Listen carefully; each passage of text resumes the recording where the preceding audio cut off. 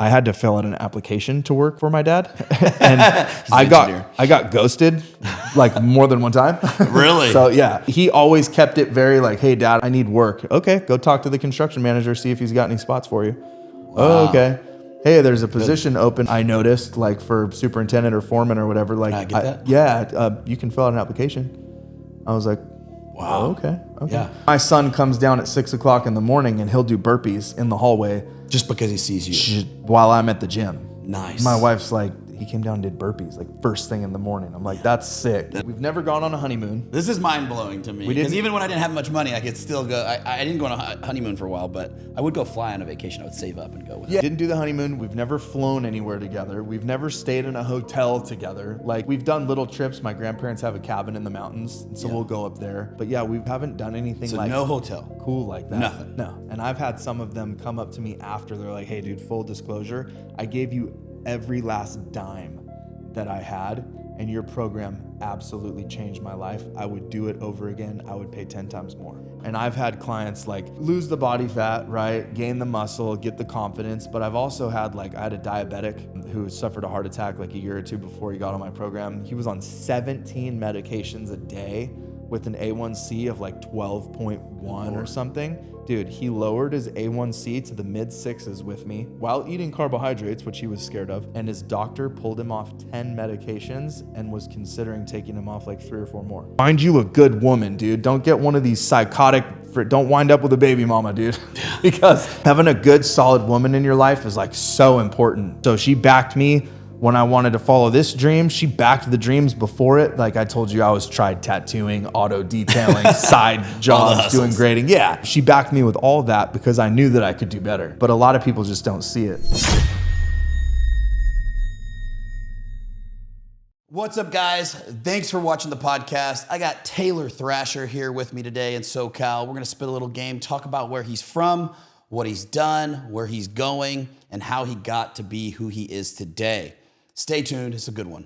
I used to mow my own lawn. I've washed my own car since I've been here. I would trim all the bushes. And then once I started the business, now I'm like, I look at that like, what am I doing? You're in the middle of it and you're like, what am I doing? I've been there many times. Or just sweating stress because I'm like, there's so many other things I need to be doing right now. Yes, correct. I'll be assembling something like a nightstand for the kids or something like, I should have paid somebody to do this. Like, what am I doing? I'm losing my mind, and I'm not as good at this anymore as I thought I was. Yeah. Well, and dude, like, if you think like, oh, what would other people think of me if I'm like not changing my own oil or doing my own brakes or whatever? It's like, I'm capable, but it's a waste of time, dude. For sure. We're live, right? Money. Yeah. So the skill set of that is still important, and I want my kids.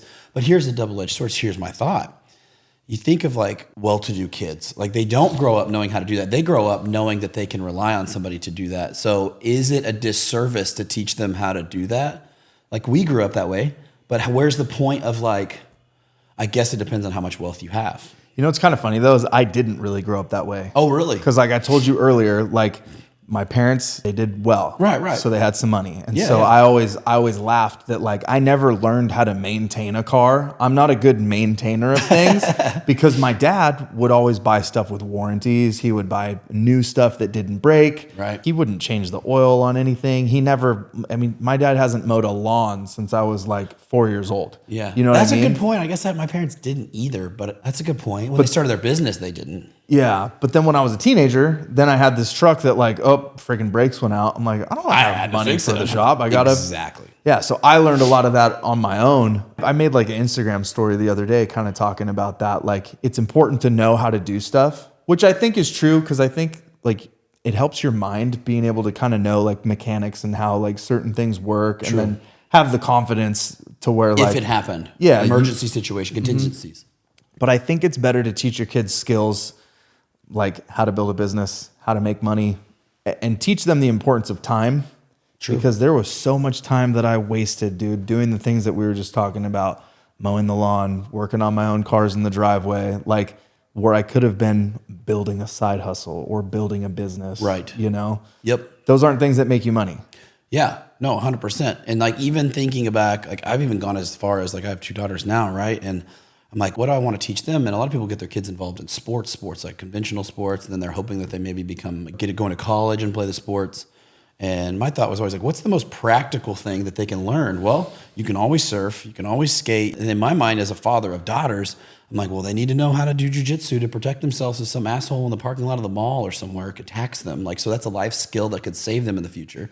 And then they need to know how to handle a firearm without being scared. You know, I grew up in Oklahoma, and I'm a huge advocate for the Second Amendment and being able to protect yourself, and a military guy.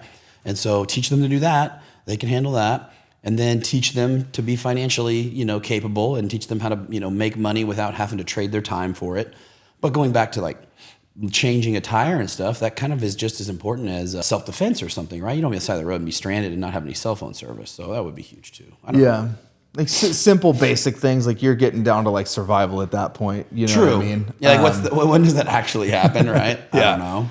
Yeah, because I mean, for the most part, AAA and you're good. You know? Right. And then you teach. I wish I was taught more, like, not life skills as far as like how to change oil. I wish I was taught more like, hey, taxes can make or break you. Bingo. Or like how it worked. Yeah, spend your time wisely, and you could use these skills to build a business. I didn't get any of that. Like, no. I remember my dad telling me one time when I was in high school, like I gave my dad a lot of praise today for how he raised us, but here's one of maybe the drawbacks was he said, I was like young too, dude. And I had this business idea. He's like, why don't you like write up a business plan? I'm like, no, I'm just gonna go do it. Like that's my personality, is just like, I'm gonna figure it out. Same. And he's like, if you can't do that, he's like, you'll never run a business. And I was like, okay. So I took the wind out of my sails. Yep. You know what I mean? But I've since like did the math backwards, and like he's an engineer. He went to school for engineering. You know what I mean? He's very like left-brained, very, how did I put it to myself? Basically, he's like, he overanalyzes things, which works. That's like engineer mind. But he's also like so confident in himself that he'll just like go for anything. But when he sees somebody else doing something, he's like, apart. Whoa. You know what I mean? That's hilarious. And I've talked about this off camera before, but my dad's an engineer as well. Worked at a nuclear power plant as I was a kid, and then became an entrepreneur. Okay. And so same, very left Like, brain. In the literally exact the same. same scenario that you lived, I feel we lived the same life. Because he's very confident about the things he would do, but he would do things unintentionally, because I think as a father, he's trying to protect me. I look back as a 37-year-old man now, it's easy for me to say that. Mm-hmm. But what that did was that the wind out of my sails, or give me second guesses and make me doubt myself that I couldn't do it. And that was unintentional on him. He's trying to think through the pitfalls of what may happen. But my personality, his personality are completely different. I'm like you. I'm just going to go try this out. I got to figure this out. I'm just going to go. And I have more risk tolerance. I have more ability to just freaking try it. And he's very risk averse. And if you think about what an engineer person is naturally as a human, like you said, more left brain, but also we want our engineers to think through things, right? You don't want them to be like, well, the bridge may do pretty good. I hope it works. We want this airplane. The airplane may fly. I mean, we could have used grade A, but I don't know. So it'll be fine though. Let's just keep going. No. Dude. Yeah. So, but it does. It's funny that definitely I look back and like I had a situation specifically like a Pinewood Derby. Like when I was like, I tried Boy Scouts for like 6 months, did not fit in, but I tried it. Did a Pinewood Derby. And I'm making my car and shit, and my dad's like, ooh, we could melt the lead, we could drill out the inside, we could put graphite on the wheels. My dad's like coming up with all these ideas for us to win this thing. And sooner or later, unintentionally, he's wanting me to win and be excited with him. But what it told me subconsciously was that I'm not capable of making the car myself. And so very similar situations that came up often and that I realized that I had to break out of. And for me, getting out of the house was the best thing, like military, dude. Right? Well, it's crazy, bro, because like I quit. So I quit my construction job last year in September. And I pretty much had to make that decision like on my own. Like I told my wife, hey, I think I need to do this, but I never got a yes or no from her. And then I couldn't tell anybody else. My parents found out that I quit my job on Instagram. Oh, no way. And my dad pulled me aside later on and he was like, I couldn't believe it that you did that. He's like, my dad brain was like, oh my God, you've got to call him. You've got to stop him. Make sure that he's got X amount of savings. Like, does he have a backup plan? Where are you going to get insurance? Sure. But then he told me, he's like, but then my entrepreneur brain was like, hell yeah, go and get him. Right, of course. And so he kept quiet. Both my parents did, which was good. But I knew that if I told him, I was going to get a lot of like pushback. 100%. And dude, still as a 31-year-old man, what mom and dad think still affects me. Right. You know what I mean? People say that it doesn't, but it 100% does. Dude, it does, bro. People that you care about because you have a relationship with them still, right? Yeah, well, and you respect them because they have they have built something. He did well. Correct. And so I'm like, oh, but that almost makes it harder, doesn't it? Because my dad's the same way, right? He's done something, so who am I to say this? And that was a bit of a tough. So different, bro. 100%. So different, and that's the problem. Yeah. And it's 2024. I'm making money on social media. Old people don't understand social media. Like when I first started doing it and like making money, I was like, guys, I'm doing this. And they're like, oh, okay. You know, sure. like with your little toy. Yeah. They look playing on your phone. They look at social media as like a toy thing. Right. They don't realize that that's like literally the best way to make money. Oh, I know. Nowadays, Marketing you know, and branding. Yeah. It's like zero cost. The overhead is very low. Almost 100% profit. Like Correct. you can affect, like I don't think they realized I had clients all over reach, the world. the help. Correct. Yeah. So it's foreign to them, but I knew that I couldn't tell them. Yeah, man. That's thinking back, like just the self-doubt and stuff that was occurred by then. And so for me, one thing, and I want to ask you this, if you did this, you kind of mentioned it, but I got to a point where I learned that I needed to not ask for permission by telling people. So you know what I'm saying? Like you ever say like, I'm going to start this new job, or I'm going to quit my job and be an entrepreneur. But what you're doing is you're seeking reassurance by saying it, because you're saying it with a weak tone. You're not saying it with confidence. You're saying it with a, what do you think about that? You know what I'm saying? It's an open-ended statement, but it's really with a question mark. And so I had a guy that, the reason I joined the Marine Corps, I probably wouldn't have if I wouldn't have had this influence in my life. Things work out for a reason. But he told me, he goes, don't ask your parents, don't tell anybody else. And I was in a lot of trouble at this time, just being a dumbass.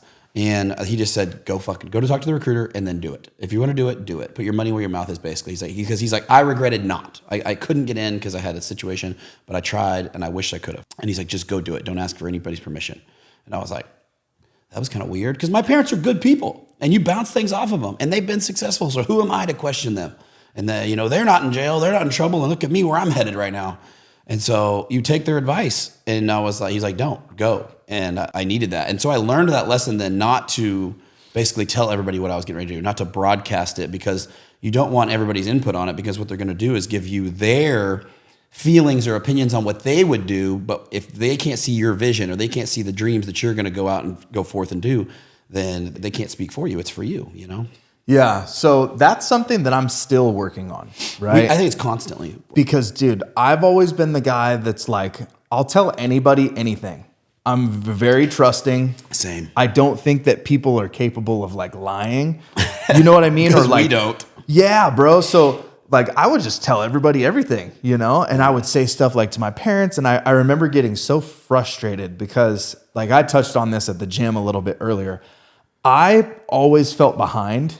And I always wanted to like do stuff the right way, which I think is part of the reason I never got in a lot of trouble, is because I was always like, even in high school, like I had 2 jobs, I was going to school. Damn. I had a ladder rack on my truck when I was 16 years old. Like I'd go to work, make money. Like someday I'm going to own a business. Like I just thought I was going to be a contractor. I told you by 18, when I didn't like own a home, I was like, I'm behind. Wow. I wasn't married by 21, like didn't have kids, like I'm behind. And so I was always so focused on like doing things the right way. And then I got to a point where I was like, hey dude, now I have kids or a kid and a wife, and I'm like living with my in-laws because I can't afford a house or an apartment, but I have this good job. Everyone's like, oh my gosh, you got this good job. Isn't that crazy, dude? It hurts so bad, dude, because I'm like, there's got to be something better than this. And then I did get into my house, which was cool because I got into the union out here, but then it was still like scraping by. Yeah. I'm like, dude, there's got to be something better. So I would talk to mom, dad, wife, friends, whatever, like, oh, what if I do this? What if I open that? And they're like,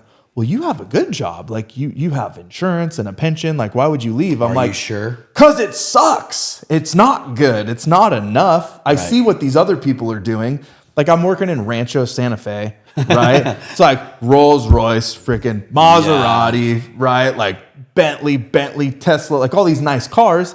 And then all the guys I'm working with, they're like all these rich douchebags. I'm like, dude, it's working. Do you not want to be I like was them? like, it's working for them, dude. Like I want to be that guy rolling in his Rolls Royce at 10 o'clock on Tuesday, not being here digging this trench. 1,000%. You know? And so I would share my ideas and I would get shot down by these people that are like, but you're doing so good. No, I'm not doing I was good. like, what are you talking about? Yeah. And so, dude, I would get frustrated. And so it really did come down to like, I just need to make these decisions. Yeah. And my wife has been really good. She's backed me. And I think that, dude, find you a good woman, dude. Don't get one of these psychotic don't wind up with a baby mama, dude. Because having a good, solid woman in your life is like so important. So she backed me when I wanted to follow this dream. She backed the dreams before it. Like I told you, I was tried tattooing, auto detailing, side jobs, doing grading. Yeah. She backed me with all that because I knew that I could do better. But a lot of people just don't see it. Right. And a lot of it is old school or like just the way that they were brought up. My grandparents, my grandpa was a lineman. My grandma was like a medical typist. Yeah. My other grandma was like a teacher. So just very basic stuff. What do you think, and this is a question I ask myself, so I'll ask you because we come from very similar situations. What do you think kept your dad, he made it successful. He could do it. He went out and did this.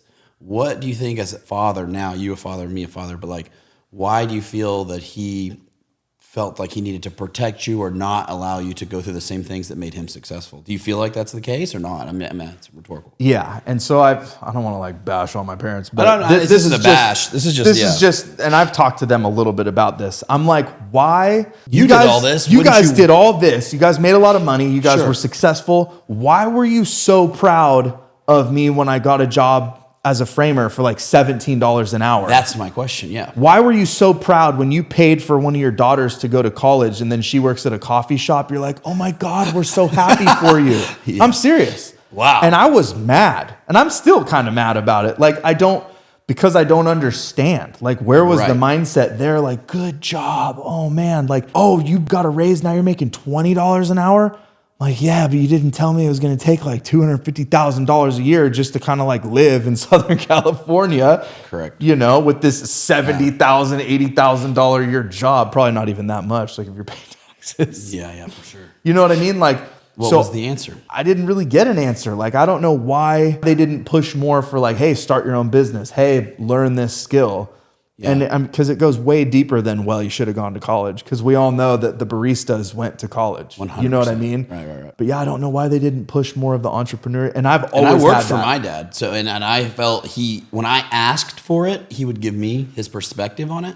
But it was never like you know, he wasn't the one that inspired me, for lack of a better word, to do it. Does that make sense? Yeah. Wasn't the one that's like, dude, you could start your own business. I know you work for me now per hour, digging ditches and doing the same thing you did.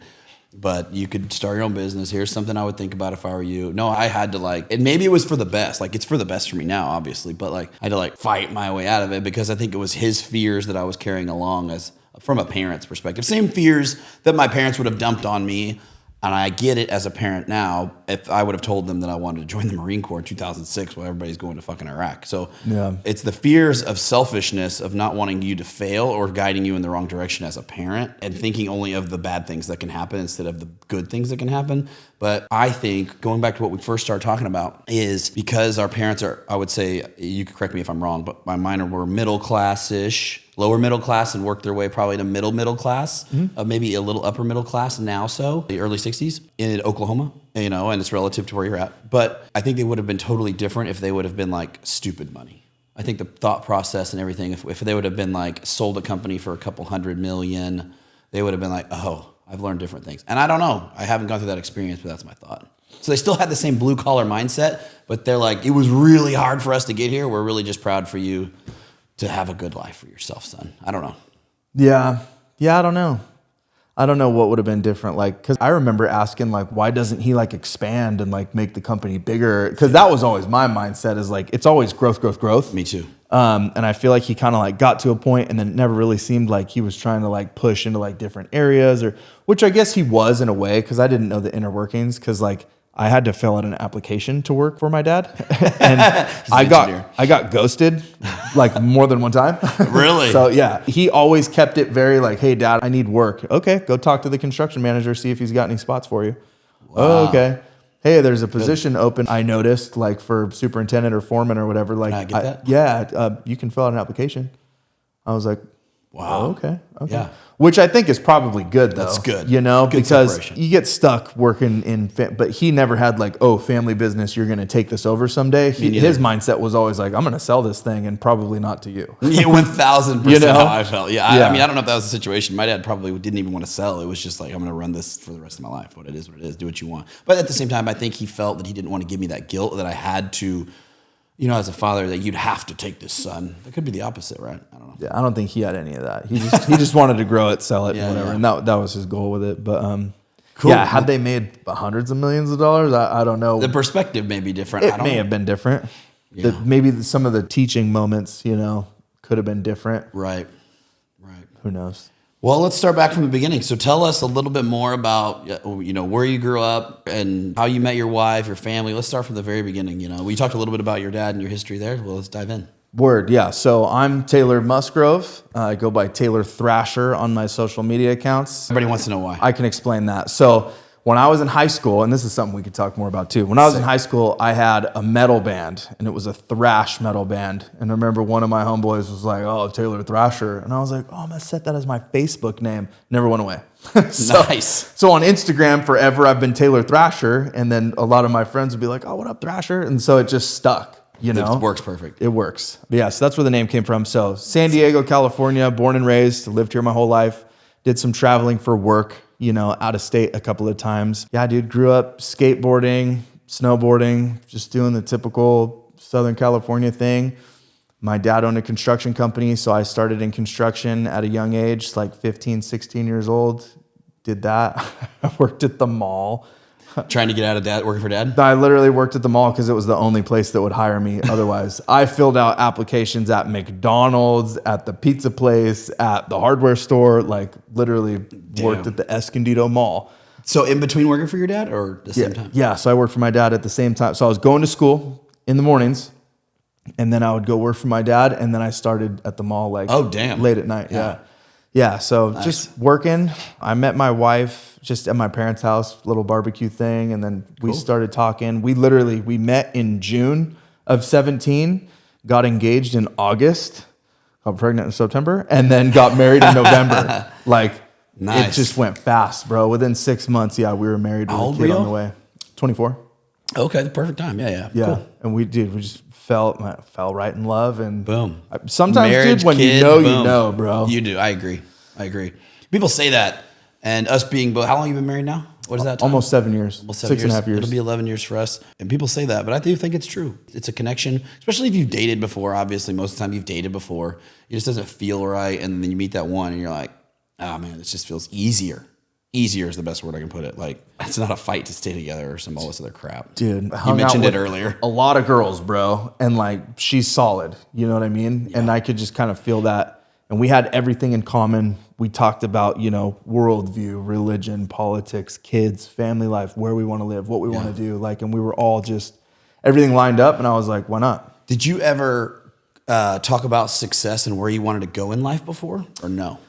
So me and her were talking about this the other day. When she first met me, the day that she met me, I was making one of the bigger job decisions that I had ever made. I was pretty established with this grading company. Yeah.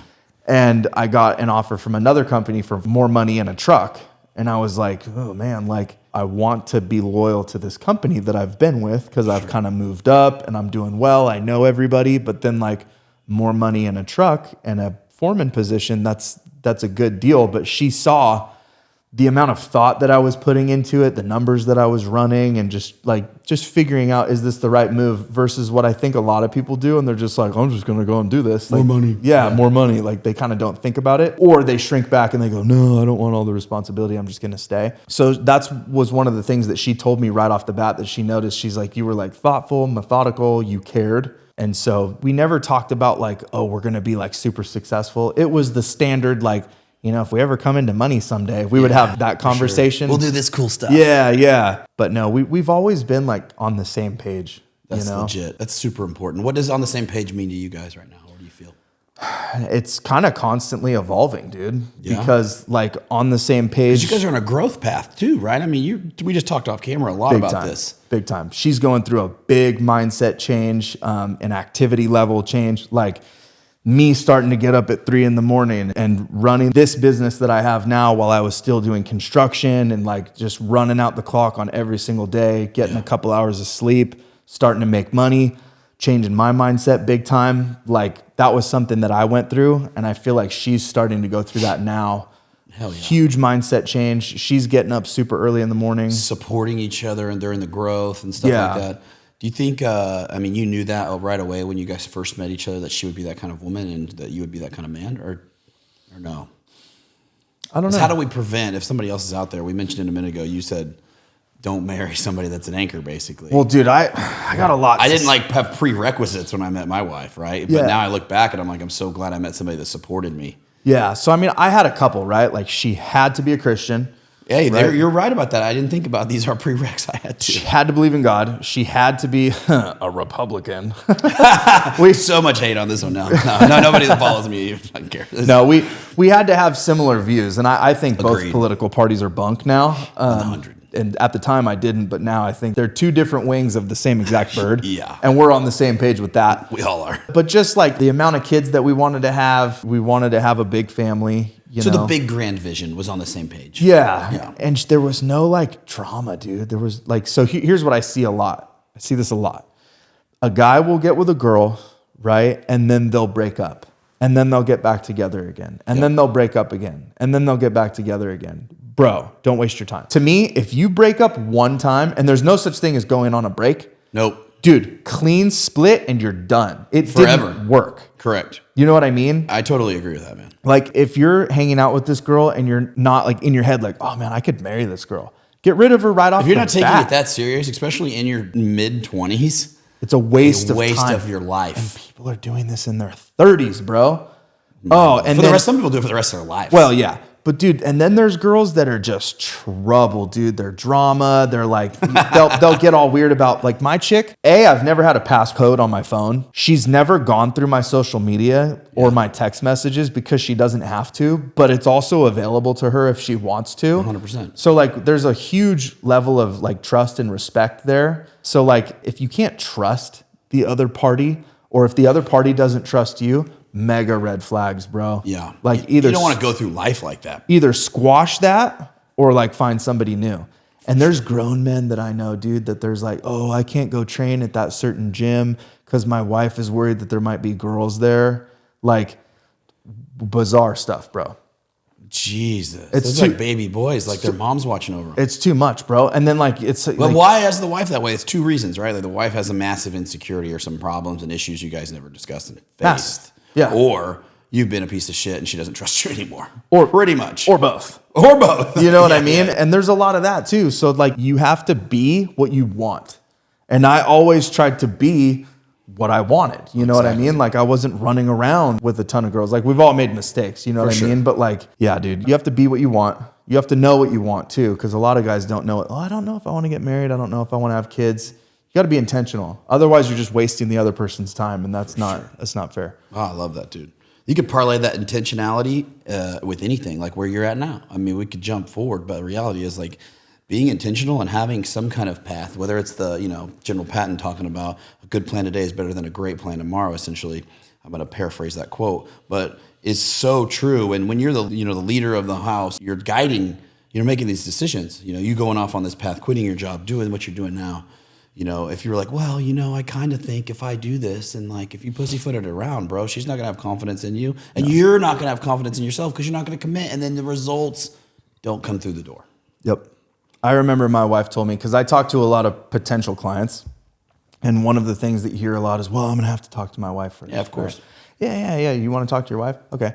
Well, first of all, I doubt that you have what me and my wife have, right? Just pretty sorry, rare. right off the bat. I doubt that you have that because me and her have conversations and we dialogue about stuff. But a lot of guys are just like, hey, babe, can I go and do this? And then your track record is that you haven't followed through with anything that you've set your mind to. So she's obviously just going to say no. Yeah, why would you spend your money on that? You don't even do this is immediately what she's going to say. Yeah, and your money game probably isn't on point because you're lazy and you're not focused on the right stuff. And so, well, money's tight, so we're not going to be able to, right? It's baby boy shit, dude. It's just, it's so sad. So what my wife told me was when I made this decision to start coaching and when I wanted to start working with Brad, I walked into the kitchen and I said, babe, I'm going to do this. For sure. Because what we're doing right now isn't working. And this could work, and I'm going to give it everything. And she told me, she's like, when you said it like that and you didn't frame it as a question, you just said, I need to do this for our family. She's like, I was like, yeah. She told me, she's like, that was sexy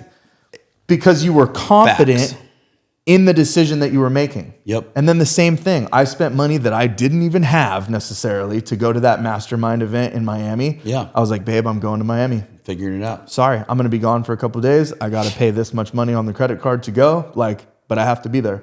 She's like, okay. Yeah. But when you frame stuff like, oh, babe, can I please? A lot of women get the I'm still raising your son mother-in-law relationship. That's exactly what they get. My wife was basically telling me, she's like, I'm glad that I don't have that with you. She's Right. like, I don't feel like I'm still raising a boy. She's like, you're a man, you make decisions, you're confident in it, and it makes her more comfortable. You know what I mean? Yeah, for sure. And more confident in me, more confident in her. And Because you're out there making decisions that are going to impact your life, and then you're following through with it, which makes a massive difference in her. It just compounds, right? Like you say, I'm going to do this, you do it. And then she also watched you, like going back to the beginning, how hard you were working. You talked about it a second ago. Like if you can go and work that hard, digging a trench, running a skid steer, running equipment, you know, doing that, then that alone, like, so most people come to me for the real estate thing. They're like, I want to do all this. And if they don't have, you know, $1 in their account, I'm like, you need to focus on where you're at. We need to go to the basics. Like, you need to probably be a good employee. You should show up on time. You should perform better. Like those are the basics, but you already had that. And so it was good track record for you to be able to say, look, I am going to do this and look what I've done without saying that. And then boom, it starts happening. yeah. So do you have any siblings? Yeah. So I'm one of 5. So I have a biological brother, a biological sister, and then I have 2 sisters that are adopted from China. Oh, that's wild. That's cool. Yeah. How old were they when they were adopted? Like 9 months and I think 2 years old, respectively. wow. So the older one now, my parents adopted her when she was like 9 months old. And then the younger one, she was maybe 1 something, almost 2. How old are they now? 18 and 13? Are you the oldest? Yes. Okay. Yeah. Awesome. That's cool. That's unique. Is that from, you grew up with a Christian background? You just said that, right? Mm-hmm. So is that from something that they did to the church or? I don't know. I think my mom always wanted to be a mom. Yeah. And she had us 3 and she wanted more. But then I think she probably just found out what was going on in China at the time. I think it might still be going on now, but you could have 1 kid. Wow. And then basically like if you wanted to have more than 1, it costs a lot of money. Yeah. But Chinese people are very like carry on the family name. Sure. And then the boys, when they grow up, they take care of the parents. So literally baby girls were being treated like trash. Yeah, the value like is not just there. garbage. Like in the hospital room, when the mom was delivering the baby, there was a bucket of water right there. So that like if it came out a girl and they said, they just drowned it right there. No joke. Yeah. That's a fact. Yep. Wow. Or they would take the baby and then the mom would like take it. And then of course, like the husband probably, or the mom and husband were like, damn, we really should have a boy. So we'd have someone to take care of us. They'll just go drop them on the orphanage doorstep in the middle of the night. More and more and more. Dumpster. I mean, dude, it's gnarly over there, bro. And so my Did mom you visit over there? Have you been there? Yeah. Oh, wow. Yeah. So for the older one, the first one, we went over there for 3 or 4 weeks as a family. Your mom and dad, the whole family. Yep. That's very cool. Smart. That's cool. Yeah. So we went, dude, we saw like Shanghai, Beijing, Xi'an, Chongqing, Hong Kong. Like we went to all these different places, ate all this food.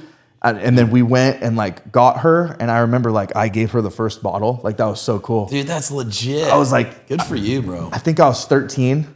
But yeah, dude, like I was able to give her the first bottle. Cause I mean, dude, 9 months. How old are you at this time? That's a little baby, dude. I was like 13. Oh yeah, you said that. Damn. That's cool. Yeah. That's cool. So you helped raise them. It was an experience. Yeah. Yeah. Until you got out of the house. Yeah. Yeah. That's awesome. Yeah. That's cool. And your other siblings, I'm sure, were right there with you, helping along the whole time. Mm-hmm. That's awesome, man. Yeah. So what do your other siblings do now?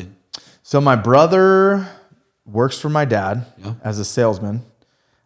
He builds off-road trucks. That's cool. He loves going to the desert. Yeah, he's all like pretty much all truck stuff, dude. Yeah. He's built a couple of his own pre-runners with like very little help. Like he's got a lot of skills, dude, when it comes to like welding and geometry and figuring out the shocks and doing all this stuff. Get a little bit of engineer vibe from your dad. Yeah, and each build gets better. He's got this like murdered out 1992 RV. Oh, that's pretty sick. With a Cummins in it, full engine brakes, so the thing sounds all badass, but he tows his truck to the desert with that. That's sick. He's got a girlfriend. They're pretty serious right now. And then my sister, she just got married like 3 weeks ago. Yeah.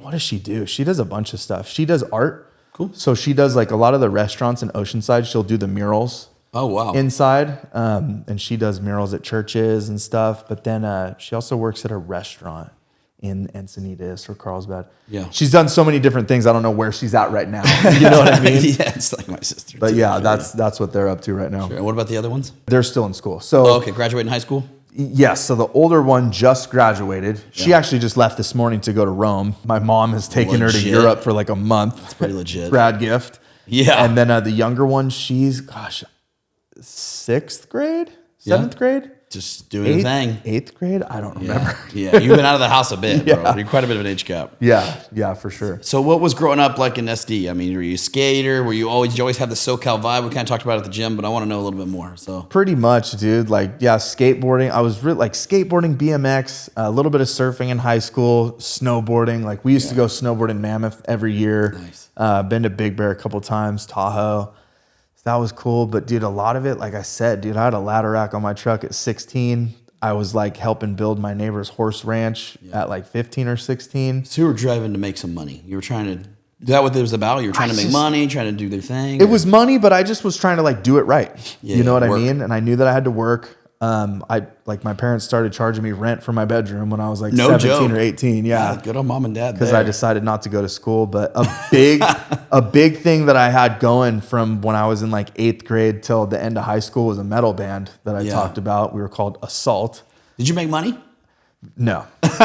No. Like So you just played venues and had fun? Well, we played venues, but it was like the pay to play where the You guy had would to like pay. give me tickets and I had to go sell them. You know what I Gotcha. mean? Yeah. And so no. And then I made shirts and it like barely covered the cost of the shirts. shirt. But I was talking to my wife about this the other day too. Like people look at like, well, I was talking to you too. They think it's like an overnight success, but like I've always had that entrepreneurial, like, oh dude, Same. I'm going to go make shirts. I'm going to make stickers. I can Yeah. sell them. And then the store that I worked at in the mall had these like extra like CD cases. So I would like display it at the show. Sick. I ordered the little deal where I could like zip tie the shirts and like display them when we were playing. Nice. So you could sell stuff. Yeah. And I had like my pickup truck, but I had like an enclosed trailer that my parents bought me like for my birthday or Christmas or something. So I could put all the amps. I had built a drum riser so that we looked sweet, legit. dude. So the drummer was up high when we played. Like I was all about it, dude. Yeah. And I really thought that was my future. Like I told you a minute ago, I thought I was going to go on tour with my band and that I was going to be a rock star. Right. That's what I thought I was going to do. Dang. That's awesome, dude. It was fun, Were dude. you guys good? I thought that I was a decent guitar player. Yeah. Probably a pretty crappy vocalist, but I was a lead singer too. You were the lead singer Yeah. too? Okay. We had a couple songs that were pretty good, dude. We'll have to for plug some those high school in. kids. Fuck yeah. The good version didn't get recorded necessarily. Oh, it you was know? the stuff in the garage or wherever you Yeah. were I practicing. mean, we have a CD that I'll pop in every once in a while. and Dude, you some need of to them upload I'm that like, on Spotify. yeah. And then the other one I'm all, ooh. Cringe, yeah. Yeah. Shit. Well, cool. So dive into you met your wife at the barbecue. You have three kiddos now? Three kids. Three kiddos. Three now. kids. Yeah. How old are they? 3, 4, and 6. 3, 4, and 6. Dang, dude. Boom, boom, boom. Okay. Yeah. 3, 4, and 6. What do you feel? I told you we were going to talk a little bit about family because you're a family man and you grew up with parents that are still together, which I did as well. What do you feel you'll do a little bit different in raising your children with the thought processes and mindset stuff than your folks did, maybe? Well, and dude, this isn't to hack on them in general, just the perspective. I mean, part of it, dude, is just the life that I'm living right now.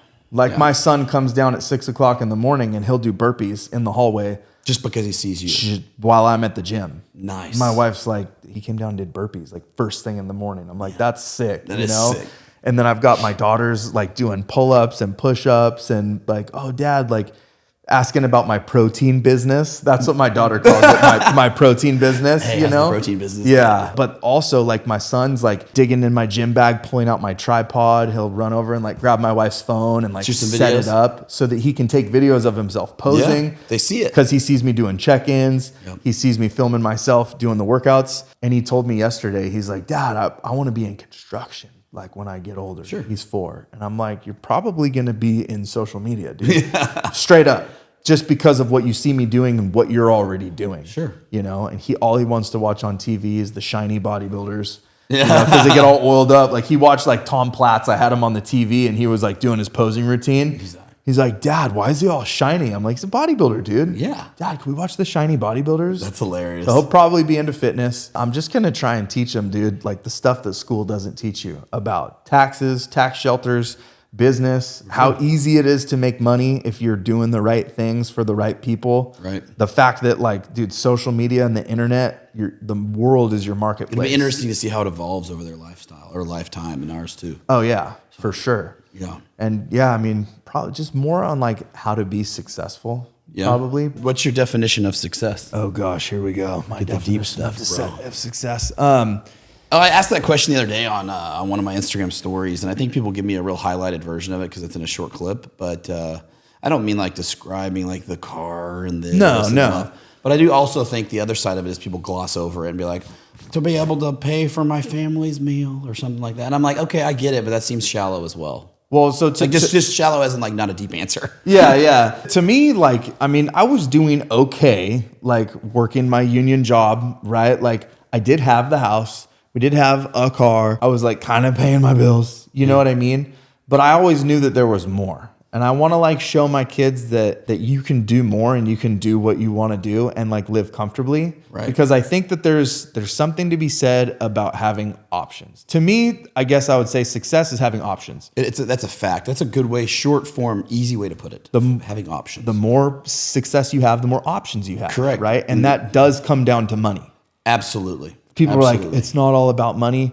No, I would agree when it's not all about money, but if you want more options, you're going to have to make money. Well, dude, I like how some people put it, and they'll say the dude that goes out and slaves away 100 hours a week away from his family to make like barely enough money to pay his bills. Yeah. It's all about money for that guy. It's a fact. And if you're barely paying your bills, you can't help anybody else. You can't cover the tab at the table. You can't give. You can't tithe. You can't do anything. You can't help people. You can't adopt people if your parents weren't doing at least semi-well. You know how expensive that is? You probably firsthand know what it is like to save people like that, or your family does. Exactly, bro. Exactly. So success is like having the option to support a ministry, adopt 2 children from China. Option to adopt. Me and my wife were talking the other day, the option of like IVF. Yeah. Like if you want children, but you can't, and you need to go spend $250,000 for the doctor to try and knock you up. Yep. Like it gives you options, dude. It does. It does. And it also, for me, what I love about it is it gives you different experiences, right? And those experiences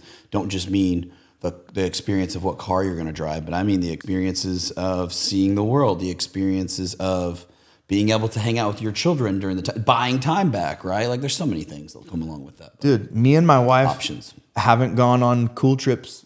Yeah, we talked about this. Get this. Tell them what you told me earlier. So we've never gone on a honeymoon. This is mind blowing to me because even when I didn't have much money, I could still go. I didn't go on a honeymoon for a while, but I would go fly on a vacation. I would save up and go with it. Yeah. So we didn't do the honeymoon. We've never flown anywhere together. We've never stayed in a hotel together. Like we've done little trips. My grandparents have a cabin in the mountains, and so we'll go up there. But yeah, we haven't done anything so like no hotel, cool like that. Nothing. No. What's the reason you haven't? Do you feel choice? A lot of it was like money. It was money. Like we just didn't have the money to go. I mean, we got to the point, bro, where I told her I was like, we can't go to the mountains anymore because it's extra gas and like extra groceries when we get up there. Oh, wow. Like we're strapped. You were on a tight budget.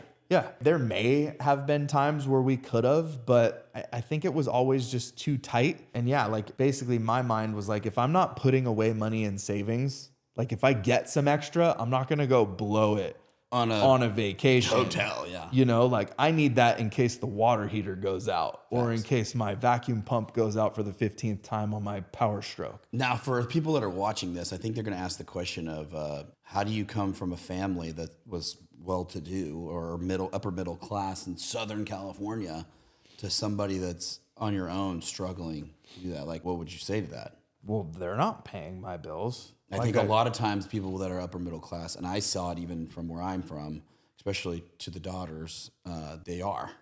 That's the facts. Like they get the car, they get the things, they get the house paid, they get the rent paid. As long as you're in school, as long as you're at that. You know what I'm saying? So for you, that was not the case. Parents said, see you later, sayonara.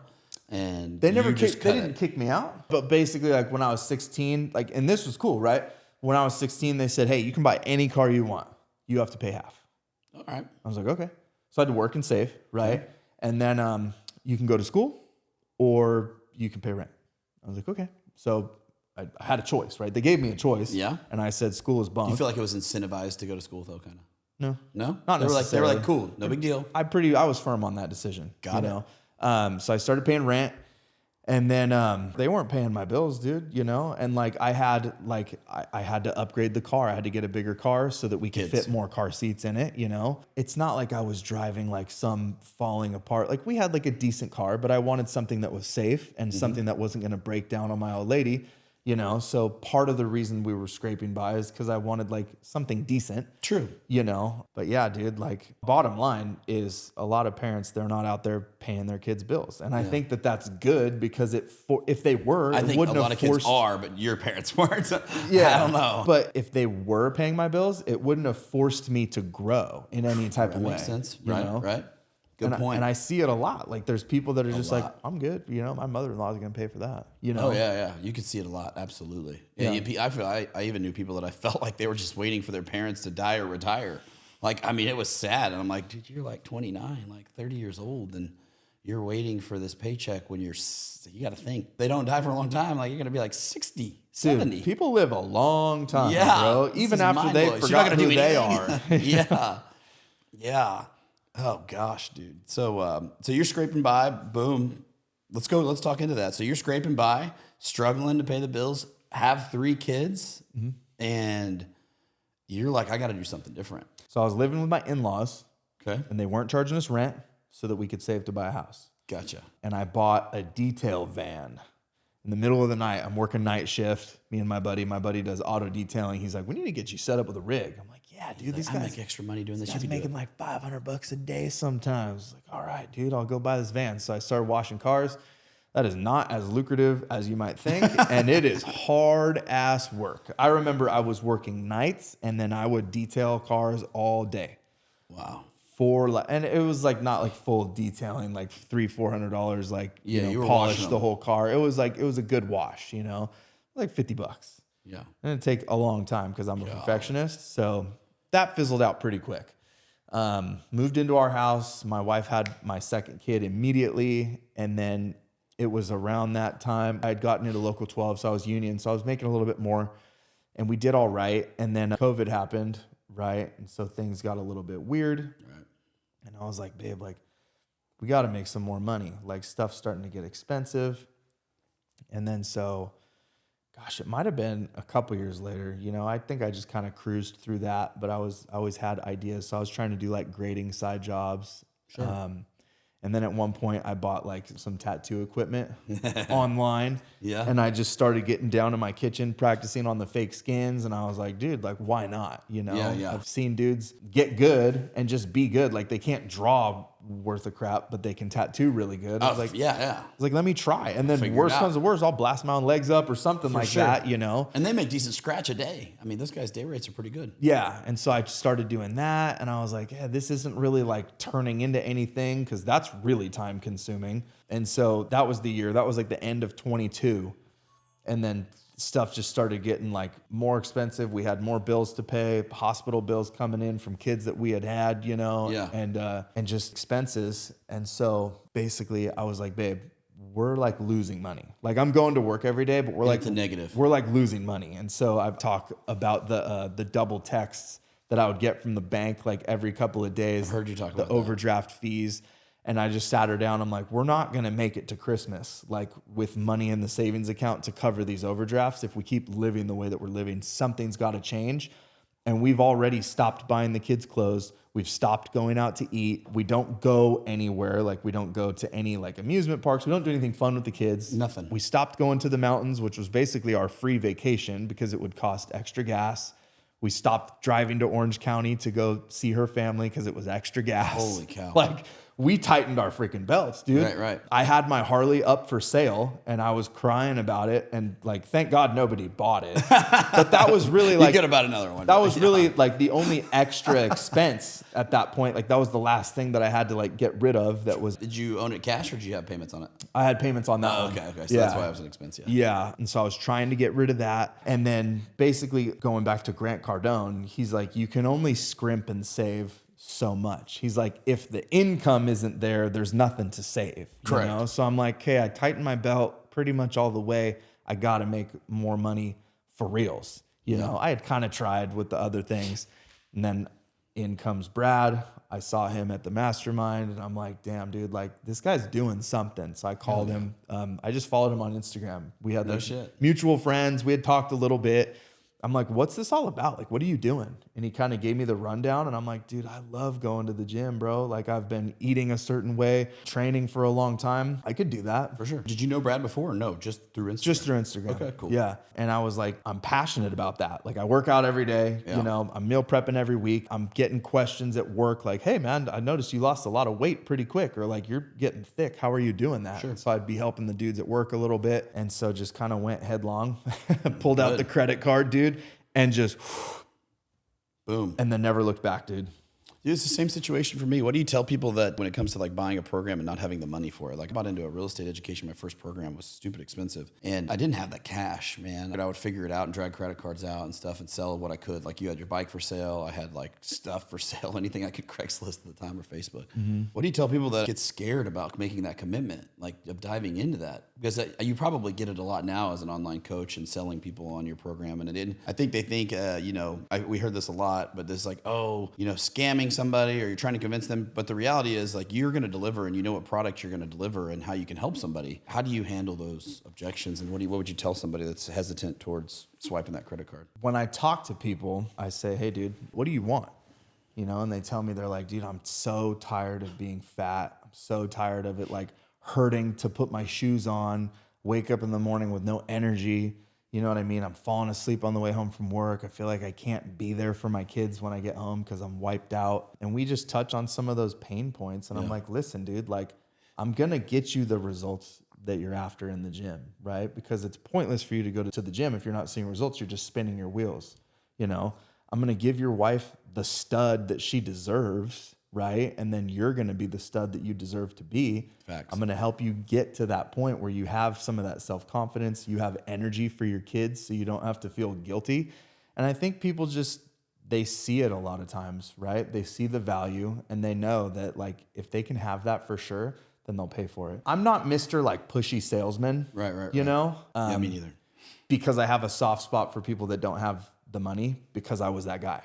Yeah. You know, and I know that there was a point where like I would have been very skeptical of paying X amount of money. That's what I tell people. I was very skeptical. But I've seen how it's changed my life. I've seen how it's changed a lot of my clients' lives. And I've had some of them come up to me after. They're like, hey, dude, full disclosure, I gave you every last dime that I had, and your program absolutely changed my life. I would do it over again. I would pay 10 times more. And that's what allows me to push harder on people and to tell them and be so confident in it. If I had people coming back at me like, if you guys really thought this was a scam and there was like 1,500 people out the door that were like, Austin Hancock is a scam and they're like suing me and they're all pissed off, by all means, it's probably a fucking scam, right? But the reality is the reason I'm able to go back because of my morals and values, I am able to be like, dude, this will work for you is because one, I knew it worked for me. And then at first couple of clients, you're like, God, it worked for me. I hope this works for them too. If they just do the things I say, it will. And you take responsibility for the way they act and what they're doing. And then you see them do it and you're like, oh my God, hell yes. I'm so stoked for them. I'm fucking super stoked for them. It allows me to go back with the confidence to anybody else that's asking for the information and be like, dude, this will work. Mm-hmm. But a lot of times what happens is what I've seen when they don't do it is because they understand that it's worked for me. They understand it's worked for this person and that person. They don't have the confidence that they'll follow through with the stuff that I'm going to tell them, the information, and that it's going to apply to their lives. Yes, that's weak mindset, dude. I hate talking to people like that, bro, because like if you can't even trust yourself, that's what it is though, to put in the work. Like, dude, how do you expect your wife to trust you, respect you, your employee? Like, dude, these are people's bosses and leaders at work. Like, wild. People look up to them. They're out there like, oh, I just don't know if I could follow through. Can I try it for 30 days to see if it works? Is there a guarantee? No. Yeah. You know what I mean? Like, yeah. And I might start guaranteeing it, bro. Yeah, I guarantee it works. Like, you have to follow these steps, and if you follow them to a T, like, I can guarantee that it will work. Because I tell people that. I said, yeah, I give you a guarantee. I guarantee that what I say works, but I can't guarantee that you'll show up and do it. And that's the biggest problem, dude. A lot of people just don't show up. It is. That's a fact. Some people I've seen people spend a crazy amount of money and still not follow through with something. Yeah. That's mind blowing. And so now you're helping people get themselves right, get their mindset, get their body, their physique right. And it's changed your life. It's changed your life helping other people too. So going from scraping pennies together a minute ago, tell us how things have changed for you now. So, dude, it went pretty quick, man. Like, I had 800 Instagram followers When you started? December of 22 when I started posting every day. And I started posting every day. I was getting up at 3 o'clock in the morning. I was working out. I would post that every day, started posting my meals. And that was shortly before I got with Brad. I got with Brad in February. So I had a couple of months. And now it's like a year and a half later, I just hit 100,000 followers. Congrats. So like pretty solid growth. And yeah, dude, like basically like just posting every day and posting, I'm up at 3, I'm working out. These are my meals. This is what goes into my protein shake. People see that and they go, oh man, like I could do that. For sure. You know, so it inspires people. And then by the time I had an offer, by the time I had something to sell, my following had grown by a couple thousand. And so I had people hitting me up, hey, dude, what's this about? Sure. So got with Brad within 3 weeks, I think. I got my first client and got another, I think my second client. That dude stuck with me for over a year. Wow. Over a year straight. Nice. Yeah. Good results? Followed through? Decent. I mean, part of the problem is the dude traveled a lot. You know what I mean? So like always on flights, always over here. He's in the truckers. He's in the cannabis industry. And so he's like, I had to test the product. And so I got hiding all these good. I kept trying to get to that dude, but he really was putting in the work. He made changes to his physique, to his mindset. But a lot of the other dudes, like even early on, bro, like they followed the meal plan. Yeah. They tracked their macros. They showed up to the gym and they got really good results. Like yeah. Some of my best transformations are from some of the dudes that I had early on, bro, that were just getting it.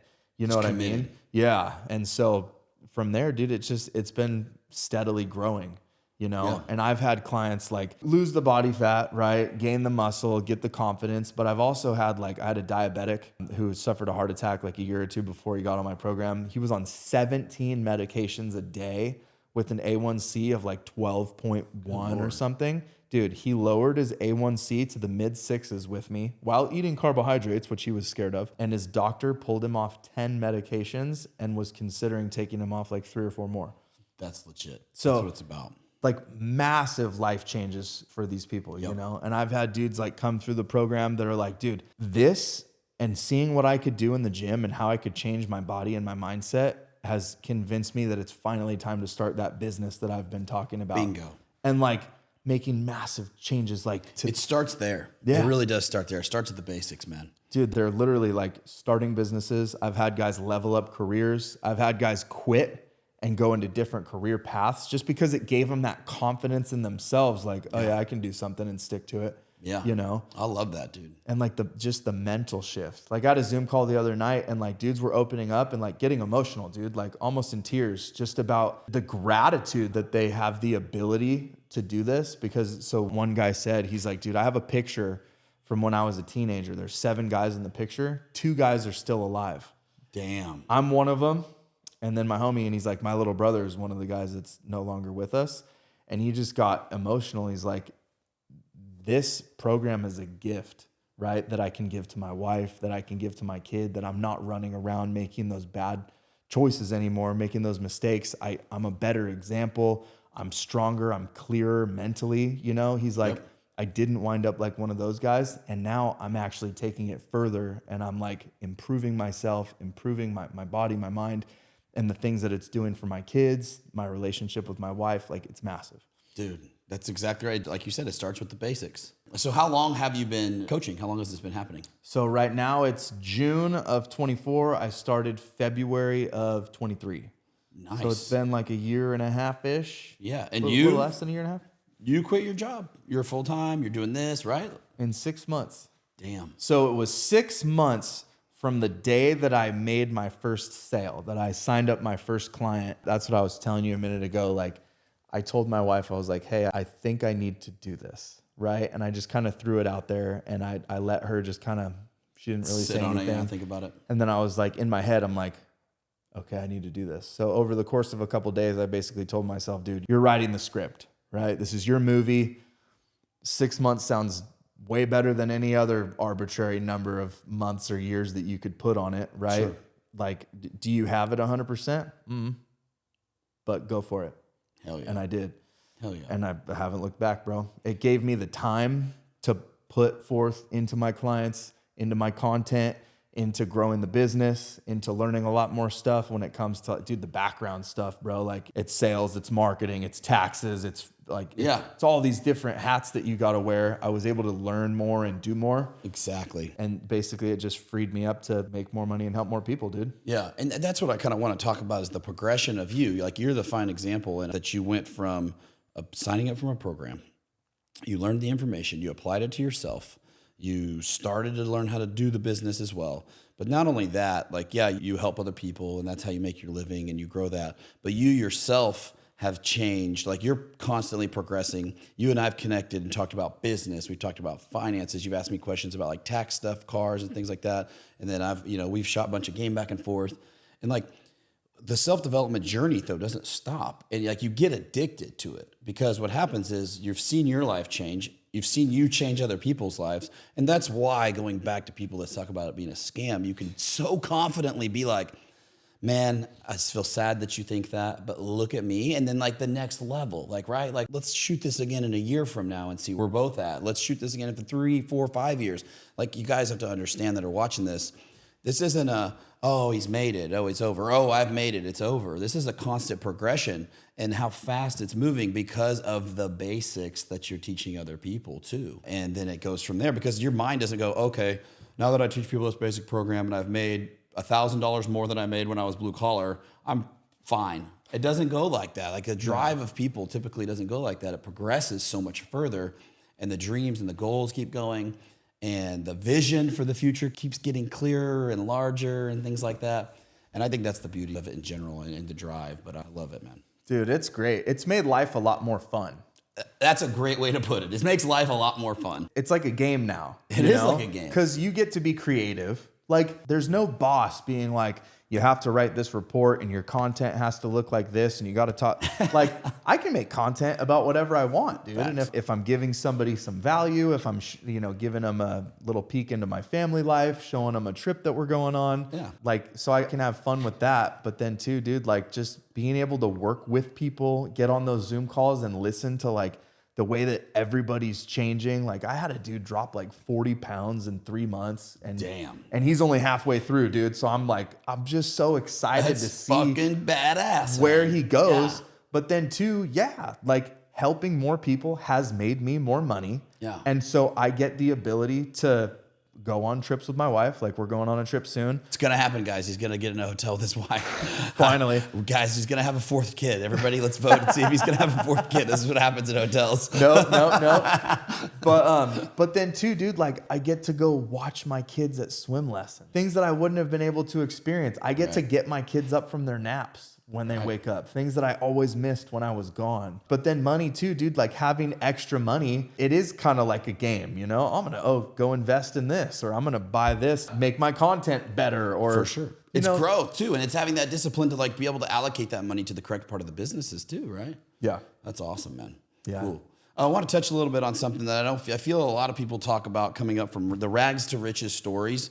They talk a lot about, I was on drugs or I was in jail or, all these rags to riches stories. And you and I have similar background. I got in trouble, but I didn't grow up like in the hood or something. Okay. So I don't really come from a rags to riches story. You don't come from a rags to riches story. But I think that what gets glanced over so many times is that the middle class used to be, probably still is, the majority of people in the United States and the majority of people in the masses. And so we always love the rags to riches hero story, but not a lot of times, people point the finger to y'all, be like, oh, well, you have this because you're middle class, or you came from money, or you came from this. I just kind of want your perspective or your 2 cents really on coming from the middle class. And because my 2 cents is, I feel it could be just as much of a trap because it's comfortable enough, right? Like if you're from the hood, you probably realize that, and I can't speak on this, I guess, but I would think that I would want to get out of it, right? Have nothing, you need something. So you become driven, maybe. Not all. But the middle class rat race trap is, I've seen people get comfortable. I've seen people get stuck there. And there's more people in that.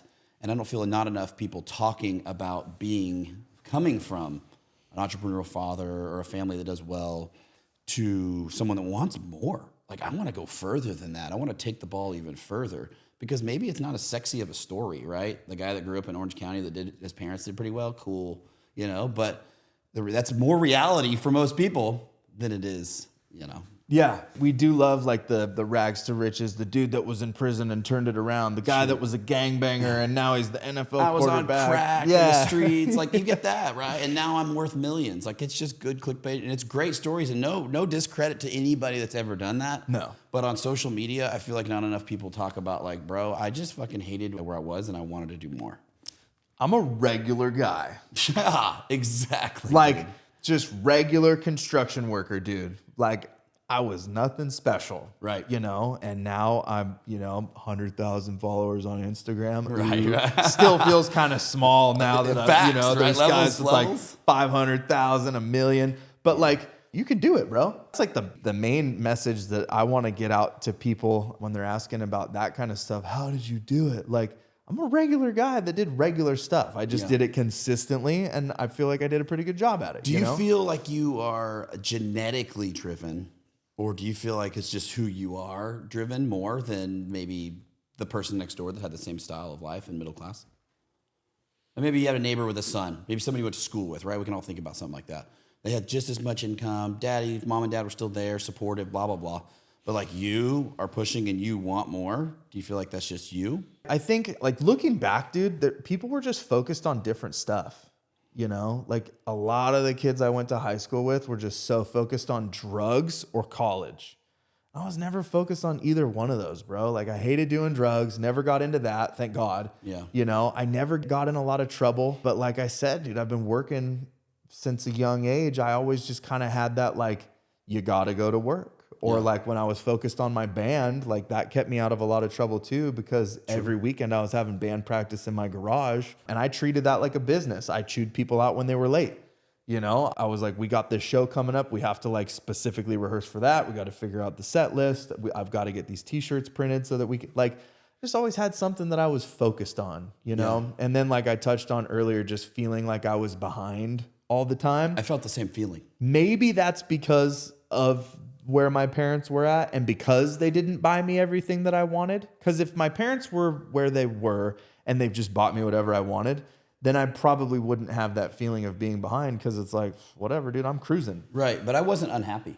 Does that make sense? Like, you had a motorcycle. I had, maybe some cool wheels on my truck or something. Like, I was never unhappy, even when I didn't have much. You know what I'm saying? Yeah. But yeah, I felt super behind too. Not unhappy, but like dissatisfied. Correct. Like, I wanted more. Like, like, how would you put it? Like, reasonably dissatisfied? like I was happy, but wanting more. I was doing fine. I was good. But like, when you know that there's more out there, right, you want more. You know what I mean? You should. And I don't know. I basically saw the path that my parents took. They got married young. They had kids young. They owned a home young. My dad built a custom home young, started a business young. So I really felt like that had to be my path. And then when I wasn't necessarily hitting those same age markers, I was like, I'm behind. True. And so that kind of maybe, stick and carrot, pushed you along too. Yeah. Kind of driven. Yeah. So the part of the drive is probably genetic because of the fact that my dad did so much. True. Right. And he what had about that your grandfather, in him. his dad, or one side? Neither one? I'll be darned. So your dad's really. The first, like, the branched off and really created something. Yeah. Awesome. So what's next for you then? What are you saying that we're going into, pushing and driving? What do you feel is next? Like, we don't have to get into details, but in general, like, where do you see yourself in the next couple of years? In the next couple of years, I want to grow this business, but I also want to start being smart and investing. Yeah. Right. So starting a real estate portfolio, that kind of thing, but also just like making sure that my kids are really getting a good education, making sure that we're having good, fun, solid experiences. Cause like, we really don't know where the world is headed. 100%. And like, we don't know if they're going to shut everything down again, and it's going to make it more difficult to do the fun stuff. True. So I want to lock in some solid experiences for them and me and my wife, like the trip that we've got coming up. We've got some more stuff planned. Sick. Hosting some events. Like, we've got I love that Purpose Powerhouse event coming up, which I'm going to be a part of. Me and Brad are working on our next Backyard Boogie event. Hell yeah. That'll be coming up this summer, and just trying to help bring up kind of the next generation of entrepreneurs. Yeah. You know, and just showing people what's possible. That's why I'm taking some of these risks, you know, like quitting my job after 6 months is like, I wanted to show other dudes in construction that like it's possible and it can happen quick. It's not always going to happen quick. But it's a calculated risk. I want to tell everybody that. It's a calculated risk because in the fact that you believed in yourself because you had a proof of concept because you did what you said you're going to do. Like, it's not like you bought the program and quit your job the same day. That's the thing. No. But you proved it. Okay, now let's do it. Okay. And I think that's where people miss it.